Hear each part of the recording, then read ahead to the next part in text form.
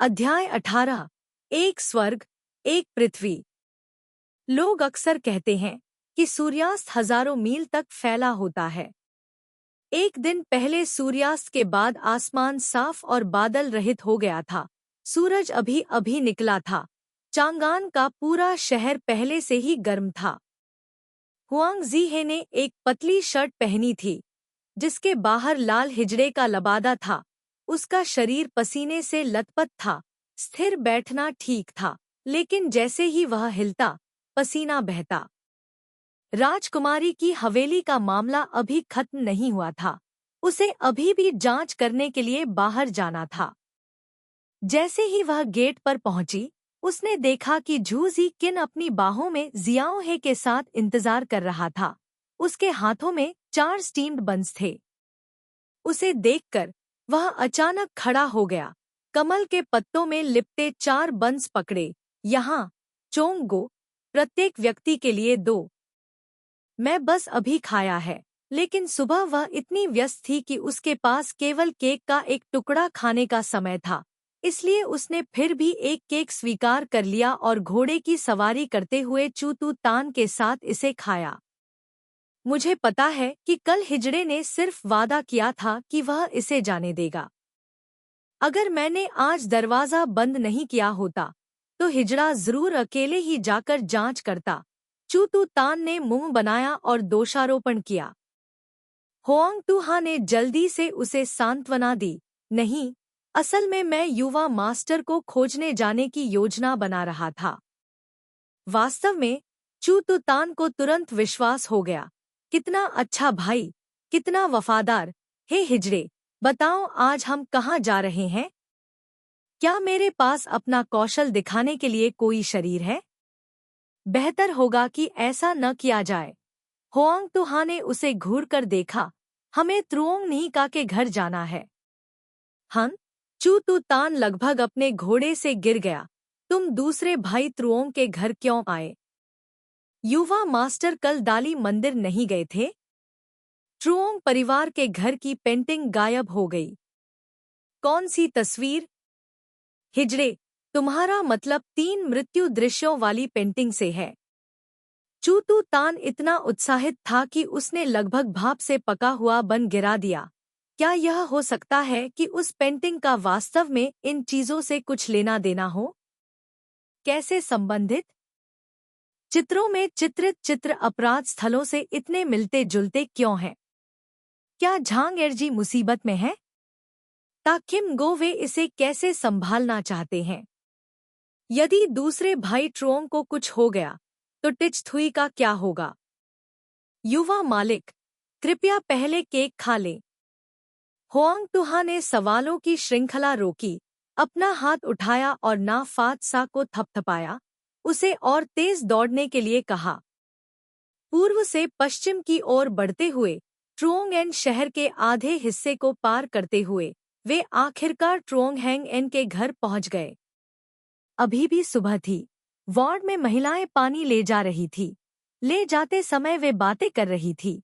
अरे, कल के वे लोग सरकार से लग रहे हैं या कुछ और? अचानक यहाँ इतने सारे लोग क्यों आ गए? मैंने सुना है कि ट्रुओंग परिवार के दूसरे बेटे ने फिर से परेशानी खड़ी कर दी है। ऐसा कैसे हो सकता है? वह बच्चा बहुत ईमानदार दिखता है। हाल ही में उसके साथ ऐसी घटनाएं क्यों हो रही हैं? उसे क्वी के राजकुमार की हवेली से भगा दिया गया था। फिर लेफ्ट जिनवू गार्ड ने उसे बाहर निकाल दिया। अब सरकार ने भी उसे छू लिया है। वह वाकई, मैंने उसे पहले इस तरह का व्यक्ति नहीं देखा था। चूतू तान को अपने कानों पर विश्वास नहीं हुआ। वह घोड़े से कूद पड़ा और दूसरे व्यक्ति को पकड़ लिया और पूछा, क्या? किसने कहा कि दूसरे भाई झांग को वामपंथी जिनवू गार्ड द्वारा निष्कासित कर दिया गया था? यह कैसे हो सकता? मध्यम आयु वर्ग की महिला उस समय चौंक गई जब उसने देखा कि वह अपने घोड़े से कूद पड़ा और उसे पकड़ लिया। क्या यह सही नहीं है? सरकारी अधिकारी उसके घर तलाशी लेने आए थे और वह आज बाहर नहीं गया। क्या उसे नौकरी से नहीं निकाला गया? होआंग तुहा ने भौहें सिकोड़ते हुए कहा, तू तान, अजनबियों से बहस क्यों कर रहे हो? यह सुनकर चू तू तान के पास नाराजगी से तिएओ हा को त्रुओंग हांग आन्ह के घर की ओर ले जाने के अलावा कोई विकल्प नहीं था। होआंग तुहा भी अपने घोड़े से उतर गया। वे दोनों अभी अभी ट्रुओंग परिवार के गेट पर पहुंचे थे। इससे पहले कि वे दस्तक देते, उन्होंने अंदर से एक लड़की को भागते हुए देखा जो लगभग उनसे टकराने वाली थी।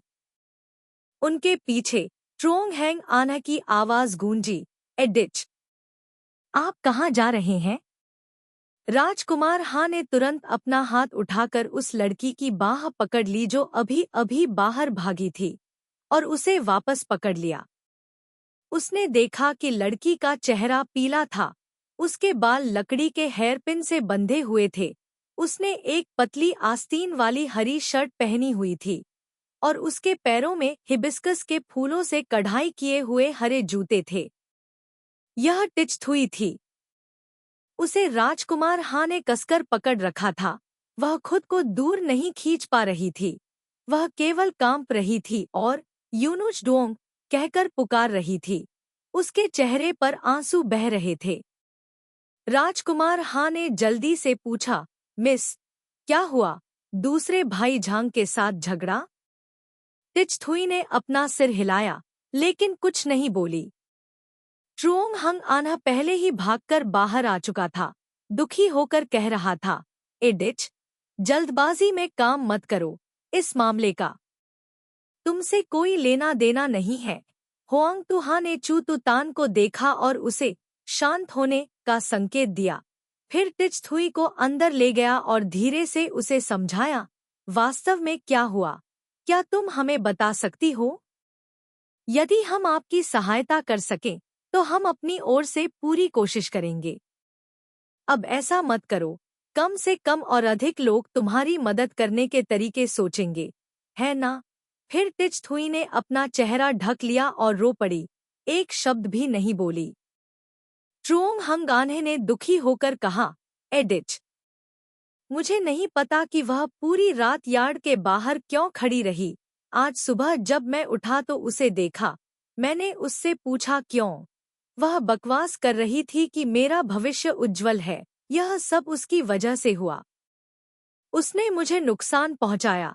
उसने यह भी कहा कि वह मुझे और नहीं फंसा सकती।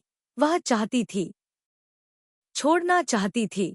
इससे पहले कि होआंग तुहा कुछ कह पाता, टिचथुई का गला भर आया और उसने आगे कहा, दूसरे भाई ट्रुओंग, मैं एक बदकिस्मत व्यक्ति हूँ। अगर तुम मेरे साथ रहोगे तो तुम्हें फंसाया जाएगा। मेरे पिता ने कहा, मैं एक धूमकेतु हूँ। मैंने पैदा होते ही अपनी जैविक माँ को मार डाला और फिर मैं इस स्थिति में आ गया। मुझे अब इस दुनिया में नहीं रहना चाहिए था। बकवास मत करो, त्रुओंग हंग आन्ह बोली। फिर चारों ओर देखा, कोई नहीं दिखाई दिया। जल्दी से उसका हाथ पकड़ा और उसे आंगन में खींच लिया और गेट बंद कर दिया। मैं सच कह रहा हूँ। टिचथुई ने होआंग तुहा और उसके समूह पर चिल्लाते हुए कहा, क्या आप जानते हैं कि मैं कौन हूँ? यह लू टिचथुई है। वह वही है जिसका पूरा चांगान शहर मजाक उड़ा रहा है और जिसके बारे में बात कर रहा है। सारी दुनिया जानती है कि सूर्य ने मुझे अपमानित किया। मुझे जंगल में मरकर छोड़ देना चाहिए था। मुझे यहाँ नहीं रहना चाहिए, और दूसरे भाई झांग को तो मैं और भी कम फंसाऊंगा। आह दीच! ट्रुओंग हैंग एना ने दौड़कर उसे कसकर गले लगाया, उसका मुंह बंद किया, उसे आगे बोलने नहीं दिया। भले ही ट्रुओंग हैंग एना ने उसे कसकर गले लगाया और उसका मुंह कसकर बंद किया, लेकिन टिचथुई के आंसू अभी भी उसके गालों पर बह रहे थे। उसकी आंखें निराशा से भरी हुई थी, जिससे लोगों को उसके लिए तरस आ रहा था। होआंग तुहा तुरंत उठ खड़ा हुआ और उसके पास गया, उसे धीरे से सांत्वना देते हुए, मिस एडिच, मुझे पता है कि हमारी जांच ने आपको चिंतित कर दिया है, लेकिन वास्तव में हमारा कोई बुरा इरादा नहीं है। कृपया डरो मत। दूसरा भाई झांग हमारा मित्र है, उसने पहले भी मेरी बहुत मदद की है। मैं जानता हूँ, उसका स्वभाव ईमानदार और सीधा है। वह इस मामले में सिर्फ इसलिए फंस गया क्योंकि हजारों सुरागों में से कुछ बातें उससे जुड़ी थी। इसलिए आदतन हम उससे पूछने चले आए। चिंता मत करो, पूछकर हम तुरंत चले जाएंगे। टिचथुई अभी भी उसे घूर रहा था, उसे कुछ समझ में नहीं आ रहा था। होआंग तुहा ने आह भरी और कहा, दूसरे भाई ट्रोंग, कृपया मिस डिच को जाने दें। हम कुछ सवाल पूछेंगे और फिर चले जाएंगे। ट्रोंग हंग आन्हे ने टिचथुई को पत्थर की मेज पर बैठने में मदद की और उसे समझाया, 1 मिनट रुको, सब जल्द ही ठीक हो जाएगा। होआंग तुहा ने त्रुओंग हांग आने को बैठने का संकेत दिया और पूछा, कल दाली मंदिर के लोगों ने क्या कहा? वामपंथी जिन वू गार्ड क्या कहता है? त्रुओंग हंग आन्हे ने चिंतित भाव से अपने हाथ रगड़े और कहा, कल दोपहर मैं ता किम गोवे में था, जब दा लीतू से कोई व्यक्ति मुझे खोजने आया और कहने लगा कि वे एक पेंटिंग उधार लेना चाहते हैं, जिसके बारे में अफवाह है कि वह दिवंगत सम्राट की हस्तलिपि है। उस समय मुझे आश्चर्य हुआ कि मेरे परिवार ने उस पेंटिंग को हमेशा बहुत संभाल कर रखा था और कभी किसी को नहीं बताया। फिर डाली मंदिर के लोगों को कैसे पता चला? लेकिन उन्होंने ऐसा कहा, इसलिए मेरे पास उन्हें घर ले जाने के अलावा कोई विकल्प नहीं था और मैंने उनसे कहा कि वे नीचे प्रतीक्षा करें, जबकि मैं पेंटिंग लेने के लिए कैबिनेट खोलने के लिए ऊपर चला गया। अप्रत्याशित रूप से जब मैंने कैबिनेट खोलने के लिए चाबी ली, तो पेंटिंग गायब थी। क्या तुम नहीं देखते? चू तू तान ने आश्चर्य से पूछा। यह सही है। जो पेंटिंग 10 साल से अधिक समय से अलमारी में रखी हुई थी, वह अचानक गायब हो गई। मैं घबरा गया और अपने पिता से पूछने के लिए भागा। मेरे पिता भी घबरा गए। एडिच और मैंने अटारी को उलट-पुलट कर देखा, लेकिन वह नहीं मिला। मेरे पास दाली मंदिर के लोगों को यह बताने के अलावा कोई विकल्प नहीं था कि पेंटिंग गायब हो गई है, लेकिन उन्होंने मुझ पर विश्वास नहीं किया, कहा कि पेंटिंग बहुत महत्वपूर्ण थी। उच्च अधिकारियों ने विशेष रूप से इसका अनुरोध किया था। अगर मैंने इसे नहीं सौंपा, तो कोई भी इसकी जिम्मेदारी नहीं उठा पाएगा। मैं जानता हूँ कि दाली मंदिर को उच्च अधिकारियों से बात करनी होगी, लेकिन पेंटिंग सचमुच खो गई है। मैं क्या कर सकता हूँ? नतीजा यह हुआ कि दाली मंदिर के लोगों ने वामपंथी जिन वू वेई को बताया कि मैं 2 हत्याओं के मामलों में शामिल था, साथ ही दामाद के गंभीर रूप से घायल होने का मामला भी था। आप कहते हैं कि यह कोई बड़ी बात नहीं है। किम गोवे ने मुझसे कहा कि पहले इस मामले को निपटाया जाए। यदि यह निपटाया नहीं गया तो फिर हाजिरी पर आने की कोई आवश्यकता नहीं है। चू तुतान ने आश्चर्य से होआंग तुहा से पूछा, हिजरे, बताओ, किस कमीने ने दाई ली तू को पेंटिंग लेने के लिए मजबूर किया? क्या यह राजकुमारी डोंग जुओंग है? होआंग तुहा ने अपने माथे पर हाथ रखा। बेशक वह जानती थी कि वह कमीना लीथू बाक था। शायद उसने बस यूं ही दाई लीतू से कुछ कह दिया था, लेकिन परिणामस्वरूप दाई लीतू ने बहुत बड़ा हंगामा किया और यह इतना बड़ा मामला बन गया। लेकिन चू तू टैन को यह पूछते हुए सुनकर उसके पास जवाब देने के अलावा कोई विकल्प नहीं था। मुझे लगता है जरूरी नहीं। राजकुमारी डोंग जूंग को कैसे पता चला कि दूसरे भाई ट्रोंग के घर में वह पेंटिंग थी? इसके अलावा अगर ऐसा है भी तो क्या फर्क पड़ता है? यह पेंटिंग दिवंगत सम्राट द्वारा बनाई गई थी, दूसरे भाई झांग द्वारा नहीं, है ना? चू तू तान ने गुस्से से मेज पटक दी और खड़ा हो गया। नहीं, मुझे वोंग ओआन से बात करनी होगी। होआंग तुहा लगभग चू तू तान की उछलती सोच के आगे झुकना चाहता था। इसका शाही राजधानी से क्या लेना देना है? वांग युन निश्चित रूप से वामपंथी जिनवू गार्ड के प्रभारी हैं। महान ली मंदिर अपने अधीनस्थों के लिए चीजें मुश्किल बना देता है। वह उनकी रक्षा के लिए आगे क्यों नहीं आता? क्या यह सिर्फ एक तस्वीर नहीं है? यह उनके परिवार की पेंटिंग है, दाली मंदिर की नहीं। दाली मंदिर किस कानून का सहारा लेकर दूसरे भाई झांग को इसे सौंपने के लिए मजबूर करता है?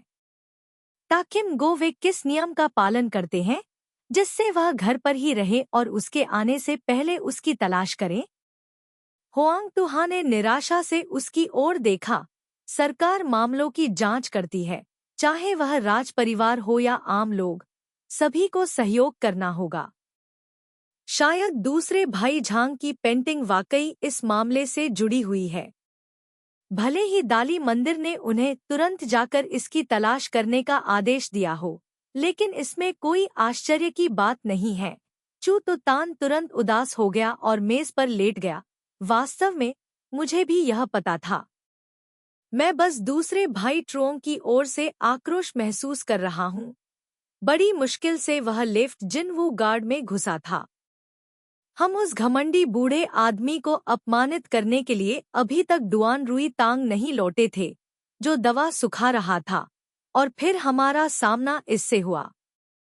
मैं कहता हूँ, दूसरे भाई झांग, तुम्हें शायद इन दिनों धूप बत्ती जलाने के लिए किसी मंदिर या तीर्थ स्थल पर जाना चाहिए।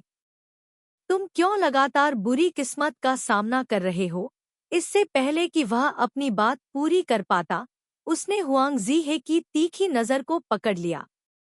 यह देखकर किशी थुई, जो थोड़ा शांत हो गया था, अब आंसू बहा रहा था। झू जी किन ने जल्दी से अपना हाथ उठाया और उसके मुंह पर थप्पड़ मारा, और कुछ और नहीं कहा। हुआंग जीहे ने खड़े होकर सुझाव दिया, चलो पहले तुम्हारे परिवार की पेंटिंग कैबिनेट को देखते हैं। ट्रुओंग हंग आन्ह ने तुरंत जवाब दिया, ठीक है। कई लोग उठकर अंदर चले गए, सीढ़ियों से होते हुए दूसरी मंजिल पर पहुंच गए। तस्वीरों वाली कैबिनेट सीढ़ियों के ठीक ऊपर थी। दरवाजे पर जंग लगा हुआ ताला लगा था। ट्रुओंग हंग आन्हे ने उसके बगल में एक और कैबिनेट खोली तो देखा कि अंदर कई तरह की चीजें थीं। लकड़ी के बक्से, क्रिकेट के पिंजरे, एशट्रे। उसने एशट्रे को उल्टा किया, चाबी निकाली, तस्वीरों वाली कैबिनेट खोली और उन्हें दिखाया। अंदर भी बहुत सारी चीजें थीं। कपड़े के कई बोल्ट, आधे क्वान से ज्यादा पैसे और नीचे कई तरह की दवाइयां थीं। सबसे ऊपर की शेल्फ पर एक लंबा लकड़ी का बक्सा था जिसमें स्क्रॉल रखे जाते थे, लेकिन वह अंदर से खाली था। ट्रुओंग हंग आन्हे ने बक्से की ओर इशारा करते हुए कहा, जब दाली मंदिर के लोग आए तो मैंने कैबिनेट खोला और यह इस तरह था। अंदर व्यवस्थित वस्तुओं को देखकर हुआंग तुहा ने फिर पूछा, पेंटिंग कब खो गई? क्या और कुछ छूट गया है? मुझे नहीं पता। उस दिन आप लोगों को दिखाने के बाद मैंने इसे रख दिया और फिर कभी कैबिनेट नहीं खोली। अलमारी में सब कुछ अभी भी वहीं था, यहाँ तक कि बक्सा भी बंद था, केवल पेंटिंग गायब थी। होआंग तुहा ने भौहें सिकोड़ी और आह भरते हुए उसे कैबिनेट बंद करने का संकेत दिया और कहा, दूसरे भाई ट्रुओंग, मैं जानता हूँ। ट्रुओंग हंग आन्ह की आंखें चौड़ी हो गई। क्या आप जानते हैं कि वह कहाँ गया? मुझे लगता है शायद दोपहर तक या कल तक यह वापस आ जाएगा। फिर उसने टिचथुई को देखा, उसे अनुपस्थित भाव से अपनी नजर से बचते हुए देखा और कहा, इसके अलावा त्रुओंगनी का जैसे अच्छे व्यक्ति ने एक लड़की को भी इलाज के लिए घर लाया जो पहाड़ों में बेहोश हो गई थी। साथ ही दयालु स्वभाव, अन्य लोगों के अतीत की परवाह न करना, सभी के साथ पूरे दिल और आत्मा से व्यवहार करें। निश्चित रूप से आपके आसपास के लोग भावुक हो जाएंगे और स्वर्ग निश्चित रूप से आपकी इच्छा पूरी करेगा ताकि पेंटिंग जल्द ही वापस आ सके। अन्यथा चोर अपनी सबसे कीमती चीज भी खो देगा और अंतरात्मा की पीड़ा झेलेगा। त्रुओंग हंग आन्ह ने आश्चर्य से पूछा, क्या आपका मतलब यह है कि देखने की कोई जरूरत नहीं है, पेंटिंग अपने आप वापस आ जाएगी? मुझे ऐसा लगता है। इतना कहकर होआंग तुहा मुड़ा और सीढ़ियों से नीचे चला गया। चलो अब पेंटिंग को ऐसे ही रहने दें। मुझे अभी भी तुमसे कुछ और बातें पूछनी हैं। चूतुतान ने उत्सुकता से याद दिलाया, सुंग को दूसरे भाई त्रुओंग की समस्या के बारे में क्या कहना है? डाली मंदिर से कैसे बात करें? बाई और किम नगोगार्ड, नपुंसक, क्या आप कुछ शब्द कहना चाहेंगे या मुझे जाना चाहिए? क्या आप देखना चाहते हैं कि दूसरे भाई झांग को दुर्भाग्य का सामना करना पड़ता है और उसे दमन और शोषण के लिए डुआन रुई तांग लौटना पड़ता है? हुआंग तुहा ने उसकी ओर देखने की भी जहमत नहीं उठाई। तुतान, यह पेंटिंग तो बस एक वजह है जिसके चलते हम यहाँ आए हैं। मुझे त्रुओंग निका से और भी महत्वपूर्ण बातें पूछनी हैं। युवा गुरु, अपनी नोटबुक निकालिए और मेरे लिए लिख लीजिए। ठीक है। चूतुतान ने आज्ञाकारी ढंग से अपने घोड़े पर रखे बैग से एक कलम और स्याही निकाली। दूसरे भाई झांग, मेरे पास इस समय 3 मामले हैं, सभी राजकुमारी की हवेली से संबंधित है। हुआंग तुहा त्रुओंग हंग आने के सामने बैठ गया और सीधे मुद्दे पर आ गया, उसके असहज भाव को अनदेखा करते हुए। पहला मामला वेईशी मान का था, जो राजकुमारी के महल का एक नपुंसक था, जो तिएन फुक पैगोडा में जलकर मर गया था। उस समय त्रुओंग नहीं का पैगोडा में था। इसके अलावा जब मोमबत्ती फटी और आग ने वेईशी मान को पकड़ लिया, तो आप उसके ठीक बगल में थे। झांग हंग अनह का जबड़ा कस गया, उसने अनिच्छा से सिर हिलाया। दूसरी घटना लेफ्ट जिनवू गार्ड के गुलदाउदी प्रांगण में हुई थी। एक दिन पहले प्रतियोगिता के दौरान दामाद वेई बाओ होंग अपने घोड़े से गिर गए और घायल हो गए। आप भी मौके पर मौजूद थे और दामाद के साथ प्रतिस्पर्धा कर रहे थे। ट्रोंग हंग आने ने बिना उत्तर दिए फिर सिर हिलाया। तीसरा मामला टोन स्केबीज से हुई मौत का है। उनकी मृत्यु का समय लगभग दोपहर का माना गया था और उस समय मैं दाई निन्हा वार्ड में था और कुछ मौसियों ने मुझे एक गुप्त कोने में बैठकर ठंडी हवा का आनंद लेते हुए देखा। चू तू टैन, जो शॉर्टहैंड पेन से लिख रहा था, अचानक रुक गया और आश्चर्य से ट्रुओंग हैंग आने को देखने लगा। ट्रुओंग हैंग आने ने अपने होंठ हिलाए और आखिरकार समझाने के लिए बोला, मुझे समझ में नहीं आता कि यह इतना संयोग क्यों था। दरअसल मैं उस दिन दाई निन्हा वार्ड गया था, लेकिन मैंने कुछ नहीं किया। सच में मैंने राजधानी में अफवाहें सुनी कि सन स्केबीज ने खुद को लोहे के पिंजरे में बंद कर लिया है, इसलिए मैं देखने आया था। एक तपती गर्मी की दोपहर में आपने सूरज की रोशनी का सामना किया और पश्चिम से पूर्व तक चांगान के आधे हिस्से की यात्रा की, सिर्फ सन स्केबीज के बारे में मजाक की पुष्टि करने के लिए। हुआंग तुहा ने ठंडे स्वर में उत्तर दिया। उसके ठंडे रवैये को देखकर त्रुओंग हंगाना उलझन में पड़ गया।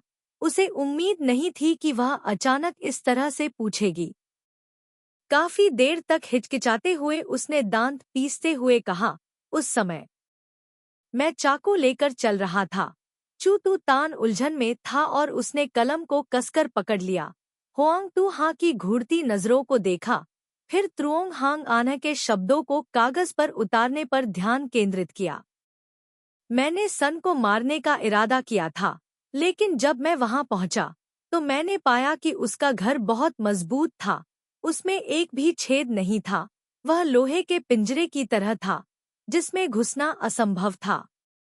इसलिए मुझे वापस लौटना पड़ा। आप टोन स्कैबी को क्यों ढूंढना चाहते हैं?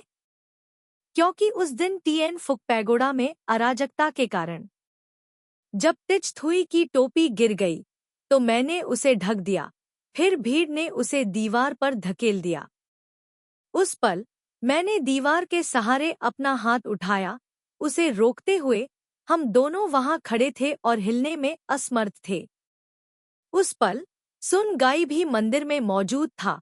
इसके अलावा उसे भीड़ ने हमारी तरफ धकेल दिया था। ट्रुओंग हैंग आने ने बहुत ही धीरे से कहानी सुनाई। उसकी आंखों में एक अभूतपूर्व भयंकर आग भड़क उठी।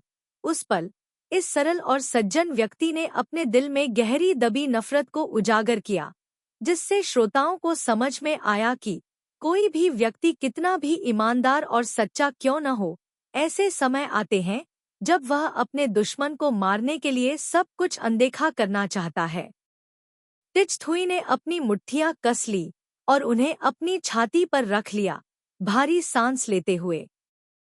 बहुत अधिक रोने के कारण उसकी आंखें सूज गई थीं। अब वह केवल अपनी आंखें कसकर बंद कर सकती थी, अपनी सिसकियों को रोकने की पूरी कोशिश कर रही थी।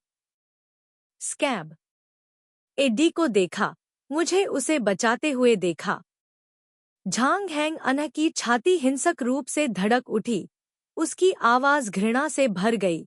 उसकी आंखें एडी को देख रही थी, एक जहरीले सांप की तरह। फिर वह अचानक हंस पड़ा, आत्मसंतुष्ट होकर कह रहा था। झांग हैंग अनह आगे नहीं बोल सका। उसने बस अपना सिर नीचे कर लिया, अपने दांत भींच लिए। उसके चेहरे पर क्रूर भाव थे। उन्होंने कहा, आपके जूते घिस गए हैं। लेकिन फिर भी किसी ने उन्हें उठा लिया। टिचथुई की आवाज बहुत नरम, कर्कश और घुटी हुई थी।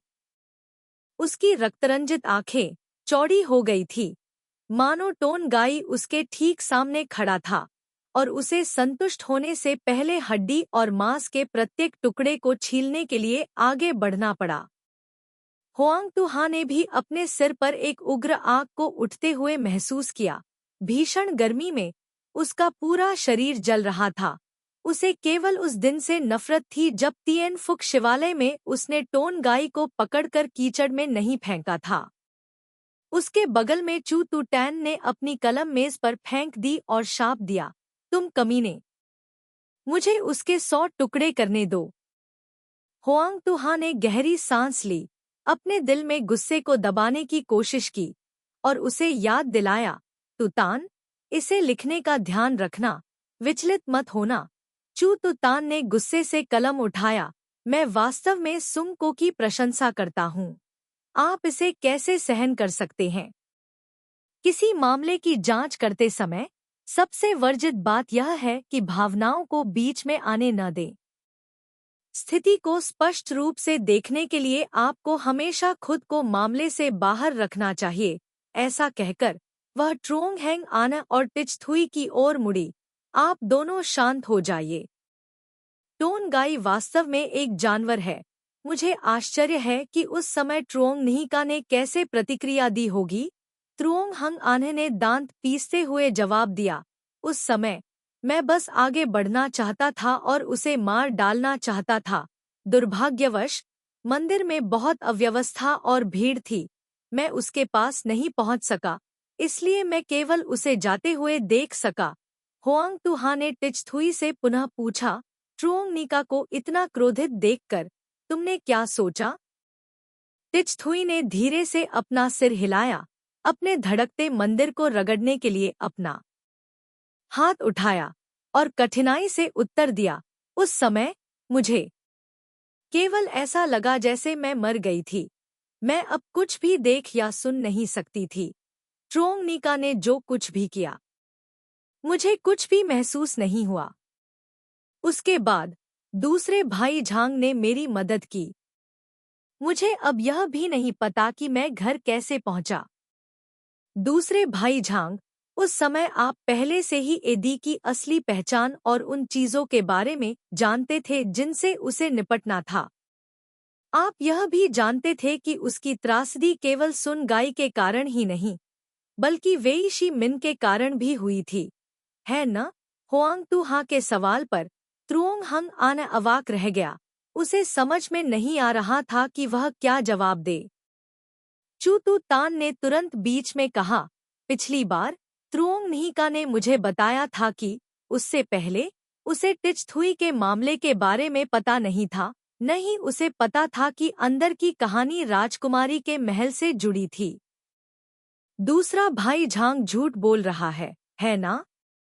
राजकुमार हाँ उठे, ना फाटसा के पास गए, अपनी पीठ पर रखे बक्से से दाई ली तुके दस्तावेज निकाले और सबके देखने के लिए एक पृष्ठ निकाला।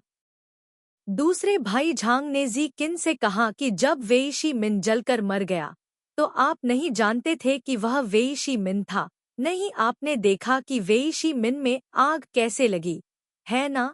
ट्रुओंग हंग आने ने चुपचाप सिर हिलाया। लेकिन दाली मंदिर के लोगों ने राजकुमारी के महल में एक छोटी सी बात की जांच की। तियनफुक पगोड़ा में घटना से कुछ दिन पहले राजकुमारी जो दवा लेती थी वह लगभग खत्म हो गई थी, और इंपीरियल मेडिकल इंस्टीट्यूट में एक दवा गायब थी, इसलिए इसे तैयार नहीं किया जा सका। इसलिए राजकुमारी के बाद सबसे अधिक साधन संपन्न व्यक्ति वेई शीमिन इसे खरीदने के लिए राजधानी की सभी बड़ी दवा दुकानों पर गया। महल में लौटने के बाद उन्होंने दूसरों को यह भी बताया कि वर्तमान में राजधानी में दवा की दुकानों में दोआन थुए डोंग को पहले स्थान पर रखा जा सकता है। दवा सुखाने का यार्ड विशाल और विशाल है। जो सहायक दवा मिश्रण करने में माहिर है वह भी सुंदर और प्रतिष्ठित है, अन्य दुकानों की तुलना में बहुत बेहतर है। त्रुओंग हंग आन निश्चल बैठा रहा। उसकी आंखें पत्थर की मेज पर चिपकी हुई थी। वह पलके नहीं झपका रहा था। डोंगचांग पैलेस का नपुंसक खुद दवा खरीदने के लिए सुखाने वाले यार्ड में आया था, और उसने तुम्हें दवा हिलाते हुए भी देखा था। क्या ऐसा हो सकता है कि तुम भूल गए हो? यद्यपि आप सुनना नहीं जानते, लेकिन क्या किसी ने आपको नहीं बताया कि वह व्यक्ति कौन था? चू तुतान ने आश्चर्य से ट्रुओंग हांग आने को देखा। उसका चेहरा झुर्रीदार था, जैसे कि उसे धमकाया जा रहा हो। दूसरा भाई ट्रुओंग इतना ईमानदार है, और फिर भी वह मुझसे झूठ बोल रहा है। सिर्फ इतना ही नहीं, होआंग तुहा ने त्रुओंग हांग आना को घूरते हुए कहा। दूसरे भाई त्रुओंग, आप यह भी जानते हैं कि गोई ह्यमान उन मुख्य अपराधियों में से एक है जिन्होंने टिचथुई को इस तरह से नुकसान पहुंचाया है ना? हाँ, मैंने तुमसे झूठ बोला। त्रुओंग हंगान ने अंततः भारी स्वर में कहा। धीरे धीरे और कठिनाई से उसने उत्तर दिया, मैं ये डिच की असली पहचान बहुत समय से जानता हूँ। इसलिए मैं लू परिवार की अगरबत्ती की दुकान पर यह देखने गया कि क्या मुझे उसके पिता को बताना चाहिए कि वह मरी नहीं है और मेरे घर पर है। अप्रत्याशित रूप से जब वह पहुंचा तो उसने कई लोगों को पाया, जिनमें वेई शी मिन भी शामिल था, राजकुमारी के निवास का नपुंसक जिससे वह पहले भी मिल चुका था, घर में एक भारी बोरी लेकर आया था। राजकुमारी के निवास के लोग घर में ही रहे और बाहर नहीं निकले। उसने कुछ बार अस्पष्ट रूप से टिचथुई शब्द सुने, इसलिए वह खिड़की की सलाखों के नीचे घुस गया और छिपकर सुनने के लिए दीवार पर अपना कान लगाया। सबसे पहले वेई शी मिन की घमंडी आवाज आई, बूढ़े लू। टिचथुई ने राजकुमारी को नाराज कर दिया, इसलिए मैंने किसी को उसे पीटने का आदेश दिया। अप्रत्याशित रूप से वह मार सहन नहीं कर सकी और कुछ ही वार के बाद बेहोश हो गई। राजकुमारी का महल उसे स्वस्थ होने तक नहीं रख सकता था, इसलिए उसे बाहर ले जाना पड़ा। अगर बाद में कुछ हो जाए तो इससे हमारा क्या लेना देना? आज मैं सीधे सीधे कह दूंगा, यह मेरी बेटी के दुर्भाग्य के कारण हुआ। इसका राजकुमारी के महल से कोई संबंध नहीं है। अब राजकुमारी और राजकुमार को तुम पर दया आ गई है, इसलिए वे तुम्हें ये चीजें दे रहे हैं ताकि तुम बकवास न करो और राजकुमारी की प्रतिष्ठा को धूमिल न करो, समझे? अंदर लू जियुआन की आवाज गूंजी जब उसने कुछ चांदी की सिल्लियां हिलाईं। फिर उसने धीरे से कहा, हिजरो, निश्चिंत रहो। मैंने अपनी बेटी को एक रस्सी दी है ताकि वह अपने आप शांति पा सके और फिर कभी तुम्हारे सामने न आए। यह अच्छी बात है कि तुम्हें यह पता है। वेई शी मिन ने एक वाक्य वापस फेंका और हिजड़ों को दूर ले जाने के लिए मुड़ गया। झांग हैंग आन खिड़की के नीचे छिप गया और उन्हें चलते हुए गालियां देते हुए सुन रहा था। यह शापित बूढ़ा आदमी, इसके पास जीने के लिए ज्यादा समय नहीं है और फिर भी यह इतनी जल्दी पैसे स्वीकार कर लेता है।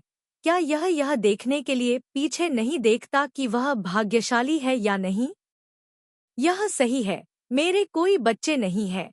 जब मैं मर जाऊंगा तो अपना पैसा किसे छोड़ जाऊंगा? अरे, क्या तुम्हें अब भी डर है कि वह इतने सारे पैसे खर्च नहीं कर पाएगा? ट्रुओंग हंगाने ने उस दिन जो कुछ हुआ उसे याद किया और फिर दंग रह गई। उसकी नजरें टिचथुई पर रुक गईं। उसकी आवाज नरम हो गई।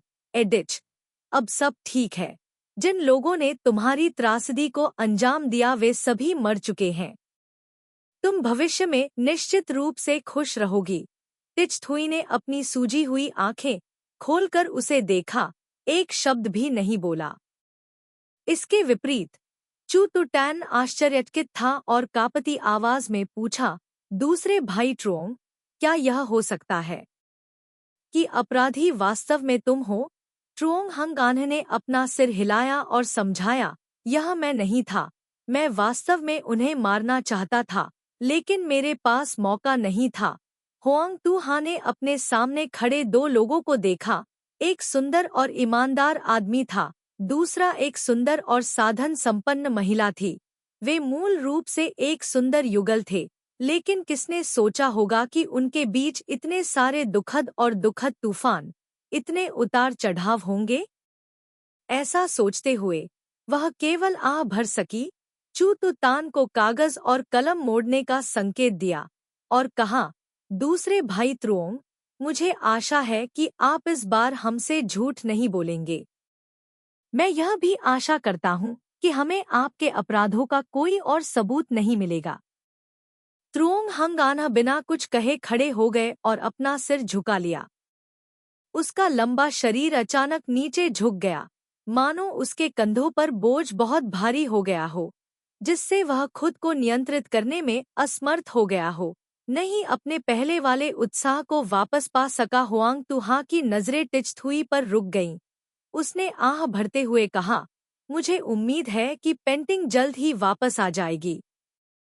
यदि इसे शीघ्र ही दाइली मंदिर को सौंप दिया जाए तो इसे एक काम पूरा हुआ माना जाएगा। ट्रुओंग परिवार के घर से निकलते समय होआंग तुहा चुप रहा। यहाँ तक कि चूतुतान, जो हमेशा बातूनी रहता था, अब चूहे की तरह शांत हो गया था। वह ना फात सा के पीछे पीछे तियुहा पर सवार होकर उसके साथ पूर्व की ओर चल पड़ा। ले तुयेन वार्ड से होते हुए पश्चिमी बाजार की ओर जाते हुए उन्होंने पूछा, हम कहाँ जा रहे हैं? राजकुमार हा ने उत्तर दिया, मैं घोड़ों की दुकान के मालिक तिएन क्वान साच को ढूंढ रहा हूँ। पश्चिमी बाजार में तिएन क्या घोड़ा दुकान का सामने का हिस्सा बहुत बड़ा स्थान घेरता है। आप प्रवेश करते ही इसे देख सकते हैं। लेकिन पीछे के विशाल प्रांगण में घोड़ों के अस्तबल और भी बड़े थे। मालिक तिएन क्वान सच खुशी खुशी पिंजरों की पंक्तियों के बीच चल रहे थे। एक को देख रहे थे, दूसरे को सहला रहे थे और स्पष्ट रूप से संतुष्ट थे। नमस्ते मिस्टर तिएन, राजकुमार हा ने कहा। संतुष्टि का भाव फीका पड़ गया और तिएन क्वान सच के चेहरे पर भ्रम और विनम्रता भरी गर्मजोशी छा गई। ओह माय, हिजड़ा डुओंग, मैं सचमुच अशिष्ट था कि मैंने आपको दूर से ही स्वागत न किया। नहीं, मैं श्री तिएन को डराना नहीं चाहता था, इसलिए मैंने घोषणा की प्रतीक्षा नहीं की और सीधे घोड़े को देखने चला गया। यह कहते हुए उसने घोड़े की लगाम पास ही में बैठे घोड़े के रखवाले को थमा दी। जैसे ही उसने ना फाटसा को देखा, तिएन क्वान सच की आंखें चमक उठीं। वह उसे छूने और दुलारने के लिए दौड़ा, फिर अपनी जीभ चटकाई। अच्छा घोड़ा, वाकई बहुत अच्छा घोड़ा। इतने सालों में जितने भी घोड़े मेरे हाथों से गुजरे हैं, उनमें से कोई भी इसकी बराबरी नहीं कर सकता। आपको यह कहाँ मिला, सर? पिछले मालिक को लगा कि यह बहुत शांत है, इसलिए उसने मुझे अस्थायी रूप से इस पर सवारी करने दी। होआंग तुहा ने तुरंत मुद्दे पर आते हुए कहा, बॉस तिएन, घोड़े की बात को एक तरफ रख दें। मैं आज आपसे कुछ पूछने आया हूँ। ओह, मेरी हिम्मत नहीं है, मेरी हिम्मत नहीं है। अगर तुम्हें कुछ पूछना है तो पूछो। मैं तुम्हें सब कुछ जरूर बताऊंगा जो मैं जानता हूँ। तुम्हें सब कुछ बताऊंगा। तिएन क्वान सच ने ना फाटसा से नजरें हटाए बिना ही कहा, वह लालसा से भरा हुआ था। चूतू तान ने दुखी होकर अपने कुत्ते टियूहा को ना फाटसा के पास बांध दिया ताकि दोनों साथ में घास खा सकें। जैसे ही उन्होंने उसे देखा, तिएन क्वान साच ने जल्दी से हाथ जोड़कर अभिवादन किया। युवा मास्टर चू, मैं लंबे समय से आपकी प्रशंसा करता आया हूँ। इस बार मुझे गर्व है कि आप मुझसे मिलने आए हैं। सर, आप मुझे जानते हैं? युवा मास्टर मजाक करने में माहिर है। क्या इस चांगान शहर में कोई ऐसा है जो आपको नहीं जानता? यह सुनकर हुआंग तुहा तुरंत उन कपड़ों की ओर देखने लगा जो चूतू तान ने आज पहने हुए थे। नीली रेशमी शर्ट, नारंगी बेल्ट, लाल जूते और तरह तरह के लटकते हुए गहने। कोई आश्चर्य नहीं कि राजधानी के लोगों पर उसे एक बार देखने पर एक गहरी, अविस्मरणीय छाप होगी। चूजी किन ने भी हाथ जोड़कर कियान गुआनसी का अभिवादन किया। बॉस कियान, मैंने आपके बारे में लंबे समय से सुना है। मैंने सुना है कि आप राजधानी के सबसे अच्छे व्यवसायी हैं। आप 10 वर्षों में इतने समृद्ध हो गए हैं। यह वास्तव में एक किंवदंती है, एक किंवदंती। नहीं, यह सब सबके आशीर्वाद का परिणाम है। तिएन क्वान साच ने हंसते हुए उन्हें अंदर ले गया। वे एक मोटे फारसी कालीन पर बैठ गए। उसने नौकर को चाय बनाने का आदेश दिया और पूछा, मुझे आश्चर्य है कि तुम दोनों क्यों आए हो? मुझे आश्चर्य है कि क्या क्वी वोंग महल के पास कोई आदेश है, या क्या न्याय मंत्रालय के पास कोई निर्देश है? मैं वास्तव में इसे छिपाने की हिम्मत नहीं कर सकता। अब हम दोनों को राजकुमारी के महल से संबंधित कई मामलों की जांच करने के लिए डाली मंदिर द्वारा भेजा गया है। राजकुमार हा ने सीधे मुद्दे पर बात की। तिएन क्वान सच के गोल मटोल चेहरे की मांसपेशियां फड़क उठीं।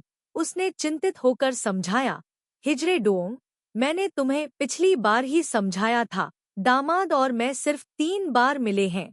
सच में। जहाँ तक राजकुमारी का सवाल है, मैं कसम खाता हूँ कि मैं बदकिस्मत हूँ और उससे पहले कभी नहीं मिला। इस बार मैं दामाद के बारे में पूछने नहीं आया। राजकुमार हा ने एक कप गर्म चाय पकड़ी जो उन्होंने अभी अभी बनाई थी और धुएं के बीच से उन्हें देखते हुए कहा, मैं बस श्रीमान तिएन से पूछना चाहता हूँ। 10 साल पहले की आपकी बेटी के बारे में। कियान गुआनशु के चेहरे की मांसपेशियां अचानक अकड़ गईं। वह बहुत देर तक स्तब्ध रहा, फिर उसने सांस छोड़ी। उसका पूरा शरीर कालीन पर पिघले हुए मांस के ढेर की तरह ढह गया। हिजड़ा यांग, मेरी बेटी। ओह, तुम अचानक 10 साल पहले जो हुआ उसके बारे में क्यों पूछ रही हो?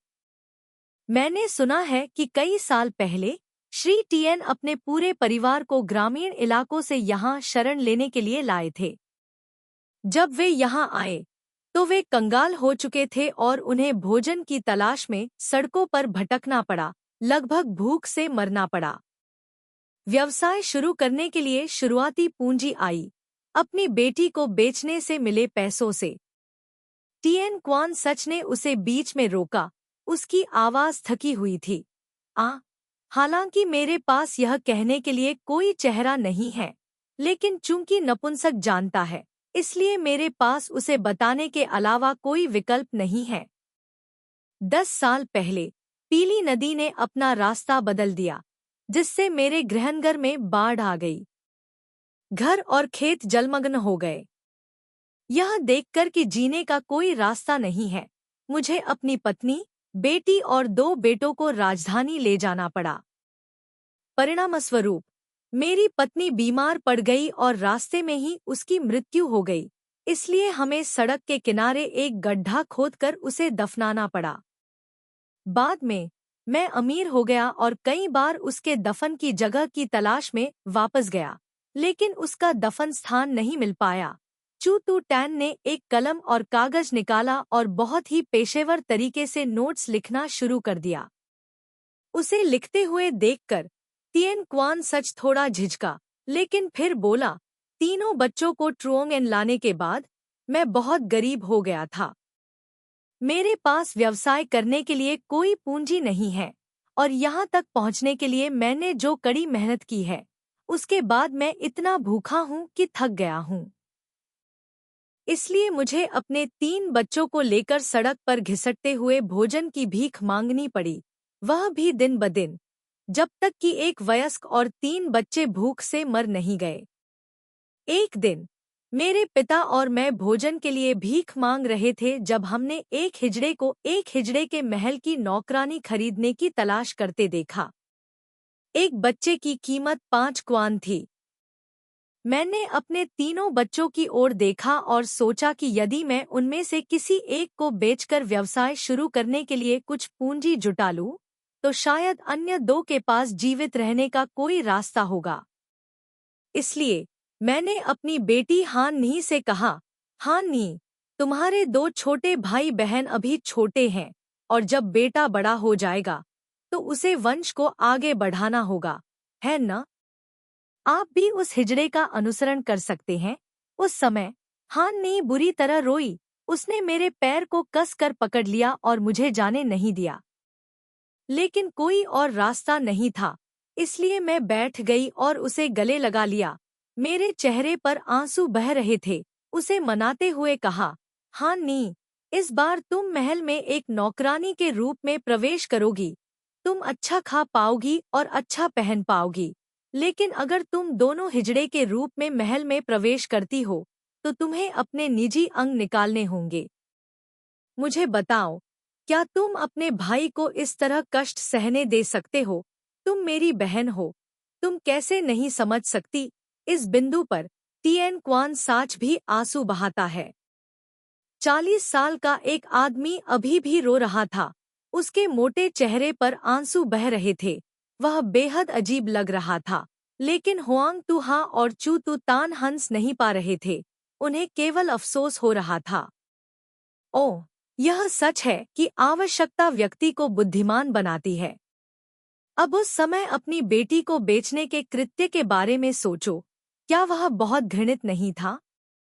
निषिद्ध महल में हर साल कितनी ही महल की नौकरानियां चुपचाप मर जाती हैं, कब्रिस्तान में फेंक दी जाती हैं, एक गड्ढे में फेंक दी जाती हैं और जमीन में दफना दी जाती हैं, और यही एक मानव जीवन का अंत है। लेकिन उस समय जीवित रहने का कोई रास्ता नहीं था।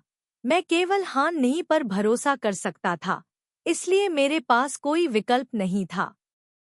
टिएन क्वान सच ने अपना सिर नीचा किया और दुखी होकर कहा, मैंने हान नी को बेचने से मिले पैसे को घास बेचने के लिए पूंजी के रूप में इस्तेमाल किया। व्यापार करते समय मैं एक महान व्यक्ति से मिला, जिसने मुझे घोड़ा खरीदने के लिए विदेशी सरकार के पास जाने के लिए कहा। मैं भाग्यशाली था। शुरुआती 2 या 3 घोड़ा ब्लॉकों से मैंने 10 से अधिक खरीदे और बेचे। बाद में मेरी थोड़ी प्रतिष्ठा हो गई। एक बार शाही दरबार ने कई हजार घोड़ा ब्लॉकों का आदेश दिया और इस तरह मैं अमीर हो गया। उसने एक पत्नी और एक उपपत्नी से विवाह किया था और वह एक और बेटी चाहता था। लेकिन इतने वर्षों के बाद उपपत्नी केवल एक बेटे को जन्म दे सकी। मुझे लगता है कि शायद भगवान मुझे सजा दे रहे हैं। इस जीवन में मेरी कोई बेटी नहीं होगी। हुआंग तुहा ने धीरे से सांत्वना दी। बॉस टिएन, आप भाग्यशाली हैं। भगवान ने दया दिखाई है और आपको राजकुमारी के महल में आपकी बेटी मिल गई है। यह सही है, लेकिन हान नी मुझे माफ नहीं करेगी। टिएन क्वान सच ने दुख जताते हुए कहा, मैं चुपके से राजकुमारी से मिलने उसके घर गया था, लेकिन उसने अपना चेहरा नहीं दिखाया। वह बस एक पर्दे के पीछे खड़ी रही और मुझे बचपन का अपना जन्मचिन्ह दिखाया। मैं उसके लिए खाना और कपड़े लाया करता था और वह हमेशा मुझे बदले में उपहार देता था। लेकिन उसने मुझसे मिलने से इनकार कर दिया और कहा कि जब से उसे बेचा गया है उसने कसम खाई है कि वह मुझसे कभी नहीं मिलेगा। उन्होंने उदास होकर अपनी पीठ झुकाई और सिर हिलाते हुए कहा, इस जीवन में यह जानना कि मेरी बेटी अभी भी जीवित है और उससे कुछ बार बात कर पाना, मुझे लगता है कि यही काफी है। इस बार चू तू तान भी बोल पड़ा, आपको कैसे पता चला? स्क्रीन के पीछे खड़ी व्यक्ति आपकी बेटी थी? बेशक यह है। उस व्यक्ति के हाथ पर जन्मचिन्ह बिल्कुल मेरी बेटी के हाथ जैसा है। गुलाबी नीला रंग भी बिल्कुल वैसा ही है। उसके अलावा और कौन? टिएन क्वान साच ने दृढ़ता से अपना सिर हिलाया, इस तथ्य की रक्षा करने की पूरी कोशिश करते हुए कि उसने अपनी बेटी को पा लिया था। इसके अलावा मेरी बेटी होने का नाटक करने से क्या लाभ होगा? मैंने उसे बस थोड़ा सा खाना दिया, कोई कीमती चीज नहीं। उन्होंने कहा, क्या एक बार सड़क पर बाजार में ऐसा खिलौना बेचा गया था जिससे वह बचपन में खेलना पसंद करते थे, लेकिन उसे फेंक दिया गया था? मैं तुरंत उसे खरीदने गया और अगली बार जब वह उससे मिलने गया तो मैंने उसे दे दिया और बदले में उसने मुझे एक डिब्बा दिया। मैंने ध्यान नहीं दिया, लेकिन जब मैंने इसे खोलकर देखा, ओह, मैं सचमुच चौंक गया। टिएन क्वान सच को इस बात पर बिल्कुल भी गुस्सा नहीं आया कि उन्होंने उसकी बेटी पर शक किया। बोलते बोलते वह उठ खड़ा हुआ और अंदर चला गया। उसने बॉक्स को खोलने और बंद करने के बाद उसे बाहर निकाला और गर्व से उनके सामने रखते हुए कहा, यह देखो, मेरी बेटी ने मुझे यह दिया है। यह बक्सा शीशम की लकड़ी से बना है और इस पर बारीक नक्काशी की गई है। पहली नज़र में आप कह सकते हैं कि यह कोई साधारण बक्सा नहीं है। जैसे ही उन्होंने बक्सा खोला, होआंग तुहा और चू तू तान दंग रह गए। अंदर एक मेंढक था जो हाथ के आधे आकार का था, जो शुद्ध सोने से बना था और जेड से बने कमल के पत्ते पर बैठा था। उसके शरीर पर दाने रंग बिरंगे रत्नों से बने थे और यहाँ तक कि पत्तियों पर ओस की बूंदें भी गोल क्रिस्टल थी, जो हरी पत्तियों पर आगे पीछे लुढ़क रही थी और अविश्वसनीय रूप से सुंदर लग रही थी। टिएन क्वान सच ने गर्व से शेखी बघारी। उस समय मैं भी चौंक गया था, तुरंत उसे वापस कर दिया और उससे कहा, हान नी, इतनी कीमती चीज, तुम इसे अपने पिता को कैसे दे सकती हो? सोचो इसमें क्या लिखा है। उसने कहा कि राजकुमारी का महल ऐसी चीजों से भरा हुआ था। यह उसे इसलिए दिया गया क्योंकि राजकुमारी को यह पसंद नहीं था। उसने मुझसे कहा कि इसे स्वीकार कर लो, यह ठीक है।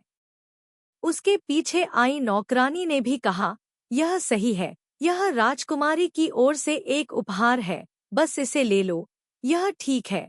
दोआन टिएन क्वान साच ने बॉक्स का ढक्कन बंद कर दिया, उसे गले लगा लिया और अपनी जीभ चटकाते हुए कहा, यह जानकर कि हान नहीं अब बहुत अमीर है और राजकुमारी उसके साथ अच्छा व्यवहार करती है, मुझे भी राहत मिली है।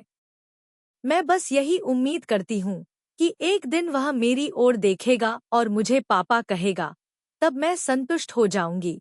होआंग तुहा और चू तुतान ने एक दूसरे को देखा। उसने कहा, हाँ, यह अच्छा है। टिएन क्वान सच ने बॉक्स को कसकर पकड़ रखा था, उसका चेहरा उदास और गर्वित दोनों था। होआंग तुहा ने पूछना जारी रखा, क्या मुझे कुछ और पूछना है, बॉस टिएन? कृपया, हिजरा डोंग, बोलो। मैंने सुना है कि आपने राजकुमारी के रसोई प्रबंधक जोंगबो को कुछ लिंगजी दी थी। हाँ, हाँ, ऐसी बात है। टिएन क्वान साच ने सिर हिलाया। जोंगबो ने मुझे हान नहीं को खोजने में मदद की, मुझे उसका धन्यवाद करना चाहिए, है ना? होआंग तू हा ने हंसते हुए कहा, बॉस टिएन वास्तव में बहुत ही सुंदर है। साधारण लोग तो केवल पैसा देना ही जानते हैं, लिंगजी देने के बारे में कौन सोचेगा? ओह प्रिय, क्योंकि जुओंगबो ने कहा था कि बाहरी लोगों से गुप्त रूप से धन प्राप्त करना एक गंभीर अपराध है। फिर जब मैं राजकुमारी के महल से बाहर निकला, तो मेरी मुलाकात लू जियुआन से फिर हुई। यह जानकर कि मुझे मेरी बेटी मिल गई है, वह भी मेरे लिए खुश थे। होआंग तुहा कांप उठे, आप लू ची गुयेन को भी जानते हैं?